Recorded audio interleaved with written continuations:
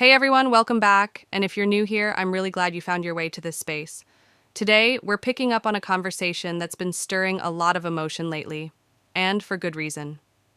The 2026 Social Security Cost of Living Adjustment, or COLA, may seem like just a small number in a report, but for millions of Americans, it's become a monthly balancing act between rent, groceries, medicine, and dignity. Now, here's the latest. This month, the estimated increase in benefits has been updated from 2.3% to 2.4%. That might sound like a small bump, and technically it is, but if you're living on a fixed income, every dollar counts. And for a lot of you, even that $48 monthly raise based on the average $2,000 benefit doesn't come close to closing the gap on rising expenses. But we're not just going to talk about numbers today. We're going to talk about what those numbers actually feel like for people, because your comment from the last video spoke volumes. Before we go on, I'd love to hear from you again.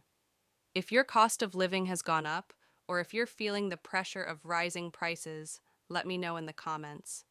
And if you want to keep following these updates, hit that subscribe button so we can stay connected as things continue to shift.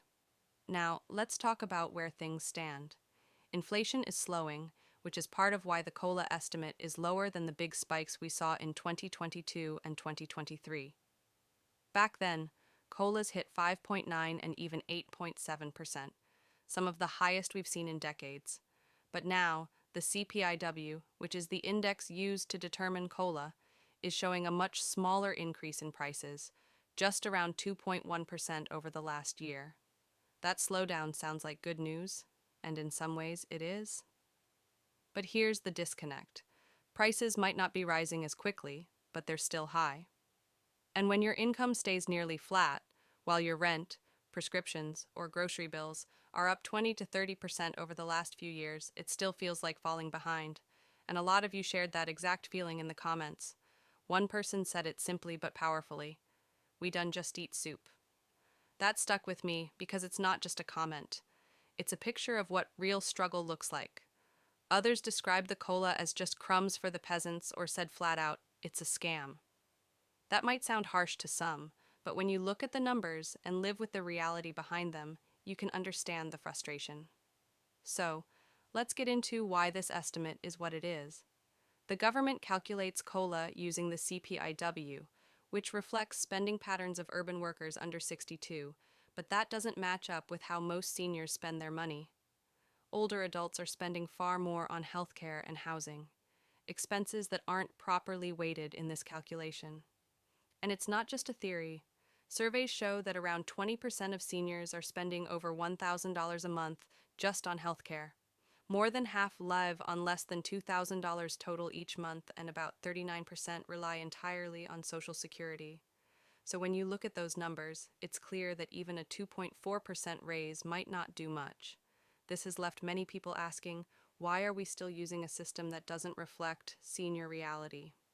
There's a better index out there called CPI that focuses specifically on seniors' cost categories, but despite being discussed for years, it's still not the standard. Another thing you brought up a lot was Medicare, and I hear you. Some of you mentioned losing nearly $185 a month for coverage you either don't use or can't afford. One person even said they haven't seen a doctor in years but still paying a Medicare. That's a painful contradiction, paying for care you can't access while watching your only income get smaller. Now, there have been some recent efforts to address prescription drug costs. Just this past month, a new executive order was signed that tells pharmaceutical companies to match their U.S. prices to what they charge in other developed countries. If they don't comply within 30 days, the federal government could step into cap payments. That could mean relief down the line. The order also allows for more drug imports and direct-to-consumer sales at international price points. But it's worth remembering, this is an executive order, not a full law. There's still a long road ahead, and legal challenges could delay any real savings. On top of that, we've got tariffs in the mix again. A temporary agreement between the US and China lowered some of the steepest tariffs for 90 days. That helped ease some pricing pressure, at least for now. But if those tariffs return, or if new ones are added, prices could spike again. And if that happens between July and September, it could change the final COLA number, which is set to be announced in October. So, what does all this mean for your wallet? Well, if inflation holds steady, the 2.4% estimate may stick. But if prices go up, especially on essentials like food or medicine, we might see a higher adjustment. That S